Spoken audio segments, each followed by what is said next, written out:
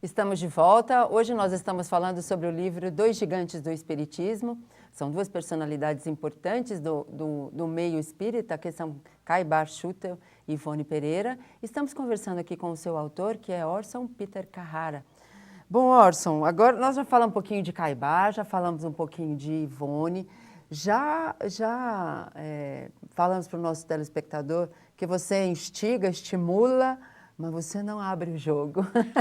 Porque não existe muito farto material disponível, então o leitor, o interessado, ele deve pesquisar mais. Porque tem muita coisa para... Muita informação, muitos casos. Caibar e Ivone, os dois, têm uma riqueza de informações sobre os exemplos e os casos de vida que viveram. É interessante. Então, agora vamos voltar um pouquinho para Caibar, falar um pouquinho do que ele fez também. Nós falamos de algumas obras de Ivone, agora vamos falar um pouquinho do que construiu Caibar, né? Não só livros, como outras coisas. Caibar, como conhecido da sua biografia muito rica, ele escreveu vários livros, mais de uma dezena de livros foram escritos por ele. Ele fundou uma editora para o qual ele publicou os seus próprios livros nessa editora. Sim. Fundou o jornal O Clarim em 1905, numa época que nem havia energia elétrica em Matão. Mas antes ele já havia fundado o Centro Espírita Amantes da Pobreza. Em 1925 fundou a Revista Internacional do Espiritismo.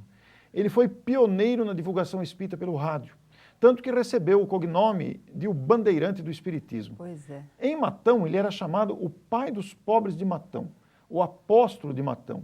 E um dos seus biógrafos, Leopoldo Machado, o chamou de o espírita número 1 do Brasil, exatamente pela sua postura.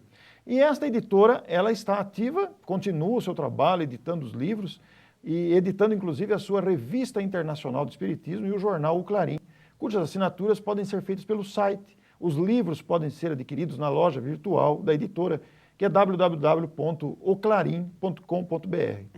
E desse trabalho de Caibar Schutel inspirou o surgimento em Matão do Encontro Caibar Schutel, que foi motivado pelo Encontro Chico Xavier de Guaxupé. As duas cidades são irmãs, as duas cidades partilham experiências e as duas cidades realizam um encontro motivador ao trabalhador espírita. E também surgiu depois, Marisilda, o Instituto Caibar Schutel, que é uma entidade recente, fundada em 2012, e que pretende realizar eventos de reciclagem e formação de tarefeiros, multiplicação de tarefeiros espíritas. O site é www.institutocaibarschutel.org. E o nosso primeiro evento acontece agora em São José do Rio Pardo, dias 16 e 17 de março. Ou seja, temos oportunidade estamos às vésperas, de aprender mais um pouquinho, né, de participar. É interessante que Caibar trabalhou muito enquanto encarnado, né? E continua, porque depois de desencarnado ele também... Continua trabalhando muito. A sua presença, Marisilda, ela é muito marcante nas atividades de expansão do movimento espírita. Por todo o Brasil e principalmente internacionalmente. Ele psicografou algumas mensagens através de Chico, através de Valdo também, Valdo Vieira, e o nosso Caibar, a sua presença é muito viva entre aqueles que se entusiasmam pela divulgação. Certo. Eu fico imaginando se o Caibar estivesse encarnado hoje. Com a tecnologia disponível de expansão do pensamento espírita. Né? Então, inclusive nessa movimentação internacional, há uma informação de que ele seria o coordenador dessa expansão da divulgação espírita internacionalmente falando. Isso é fabuloso, né? É da personalidade dele. Um homem forte, um homem corajoso, assim como se caracterizou a nossa Ivone, cujo livro Memórias de um Suicida, que é o seu best-seller, esteve algum tempo sob suspeita, rejeição no começo. Ele ficou guardado na gaveta durante mais de 30 anos. A editora, à primeira vista, houve uma certa resistência, depois o livro foi publicado e se tornou a sua maior obra, né? Memórias do Suicídio. Assim como o Caibar, que escreveu livros que estão aí no cotidiano da família espírita nacional. É verdade. Então, eu acho que esse livro, para nós, tem uma importância grande, porque vai mostrar para aqueles que ainda não conhecem, porque ainda tem quem não conheça, né? Tem, Marisilda, porque o movimento espírita, ele está atraindo cada vez mais pessoas, né? A lógica espírita atrai as pessoas que estão em busca de respostas. Então nós temos muita gente jovem no movimento espírita, jovem de idade e também jovens de espiritismo.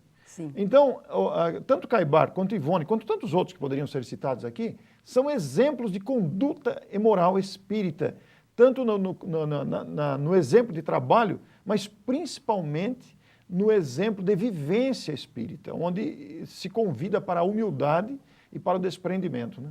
É interessante que tem umas informações, e você vai me ajudar, né? Falando de Ivone, né? Umas mensagens de Tolstói, é isso? Pois é, Leon Tolstói, o grande escritor russo, que escreveu obras magníficas, esse Leon Tolstói, após desencarnado, escreveu também por Dona Ivone do Amaral Pereira.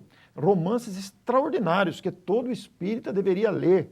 São romances que ensinam muito, né? Como Ressurreição e Vida, por exemplo, que é o meu romance preferido. Belíssima história. E depois o mesmo Leon Tolstói passou a escrever também, com a desencarnação de Dona Ivone, passou a escrever pela médium Célia Xavier Camargo, de Rolândia, Paraná. Então esse grande escritor russo trouxe uma contribuição extraordinária também através da psicografia. E eu acho que para a gente encerrar, é o Devassando o Invisível, que fala do mundo espiritual, de como os espíritos vivem lá, é isso? Perfeitamente. O Devassando o Invisível é resultado da facilidade que Dona Ivone tinha do desdobramento. O corpo ficava adormecido e ela, em espírito, através do perispírito, excursionava pelo mundo espiritual. Então ela vem contar as experiências.